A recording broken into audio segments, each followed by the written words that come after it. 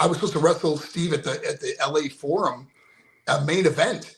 And when I got to the arena, I noticed the card's been changed. I was like, what happened?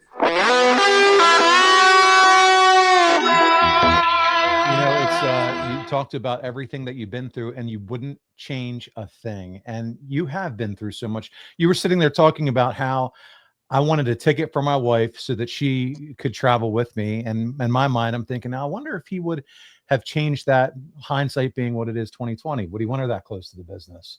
But you just said, you answered it for me, saying I wouldn't have changed a thing of any of my life of what's happened. Absolutely not. Like, a lot of people don't realize that when I realized that she was getting over so big, I'm already on a very good guaranteed contract for that time.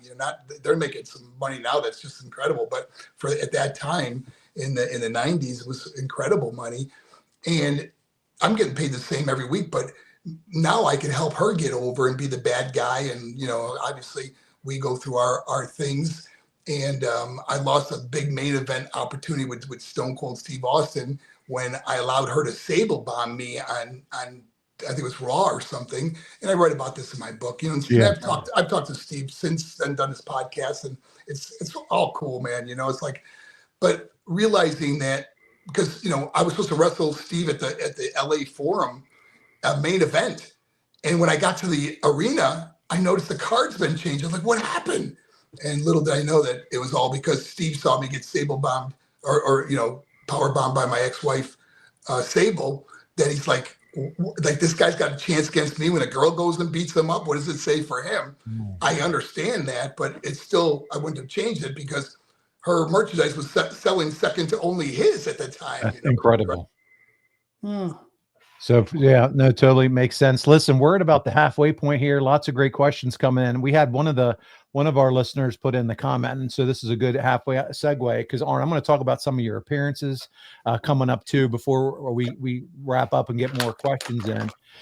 I want to also make sure that our folks know, because Mark, I know we talked about the book and that where they can purchase that at Amazon, but if they go to marcmero.com, they're going to see a lot more than just the book that's out, right? Because as you said, you're traveling how many days a year? Well, I'm doing about 230 events a year, and all over the country. I've done schools in Russia. I've done schools in Guatemala, Canada, the UK. Is just been an incredible. Out of curiosity, John, do you have one guy that books you for all this stuff, or is this a collection of guys? I have I used to have a office of 5 people and a whole dance team. We had a tour bus, and it's over the time I realized that what's changed in people's lives is my story, not a whole dance troupe or whatever.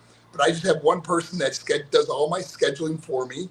And I just get an itinerary, and it's like week after week.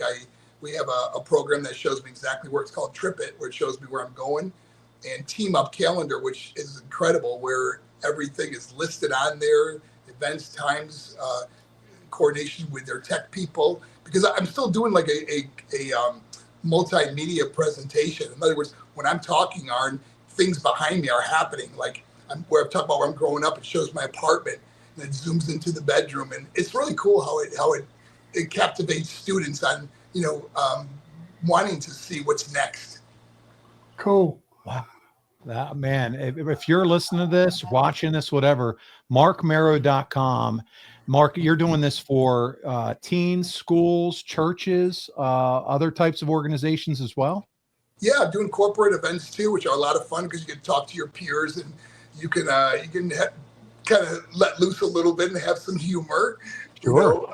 When I'm talking to students, obviously we're talking about relevant issues students are going through, whether it's depression, anxiety, bullying, thoughts of not wanting to be here, and also setting goals. I have a little book when I was 10 years old that wrote my dreams and goals into existence. And these dreams and goals that I read to the kids that I wrote down when I was 10 years old eventually became a reality in my life. And it's just been incredible. Well, that's got to be impactful. Unbelievable. For those kids. If he did it, I can do it, right?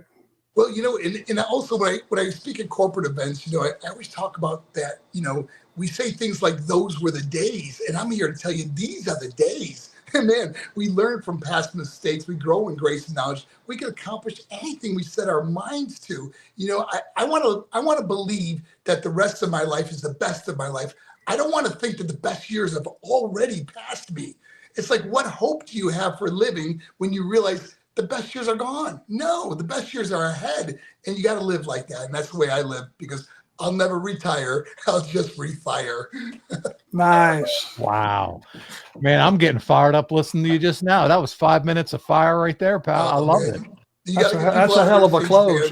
I don't know if you consider closing your show with that. That's Incredible. That's pretty stout. Well, that's more of a corporate event, with students, it's a little different on how I close my show, but it's man, it's just amazing to see kids get out of their seat and applaud and just really be moved by a presentation that touches their heart, because by touching someone's heart is how you change their mind. It's fair to say most of the folks that are here watching tonight remember you as Johnny B. Bad, Marc Mero, wrestling fan, wild man Marc Mero in the wrestling days. But Marc, I think what you're doing now and your story and how you've used it, my goodness, this is what you're going to be rewarded for in the next life. And remember, I mean, it's just incredible to hear how you've decided to take what you've learned and what you're doing with it, because most people don't. And you're using it to bless others and change people's lives. And you don't know how many people, how many students, how many others, because of how you shared your story, maybe they decided they weren't going to take their life that day or made a positive life change. And that's incredible. That's real. That's to be celebrated, my friend. What's really cool, guys, is because I do so many schools now that, like, for example, when I go to Texas now, instead of going and doing all their schools in their area that I go to, like when I go to Laredo, they bus 25 schools into an arena where I do 8,000 or 10,000 kids at a time. It's just incredible to be in that. It's like being in wrestling again when you're in front of that many people. Well, and you had 6 pretty strong years. Yeah. Think about that for a minute. And I know you were smart, and like the old timers tell you, save your money.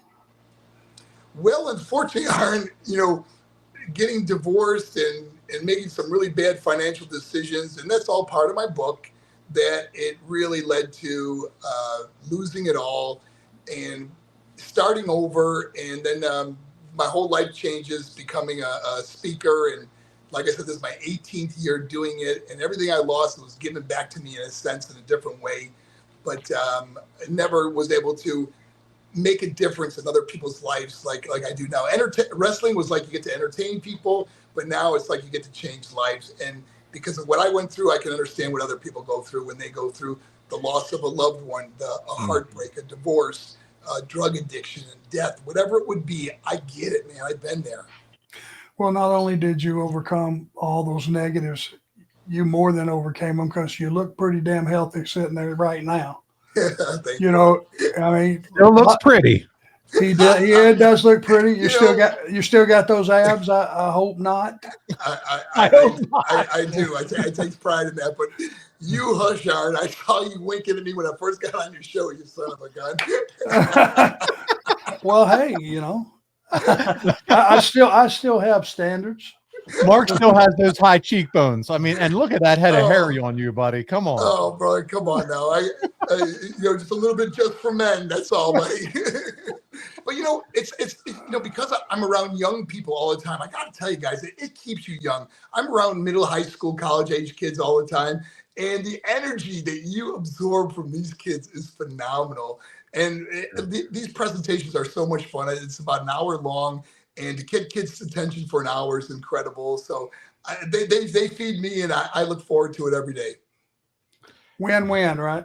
Win-win. Amen.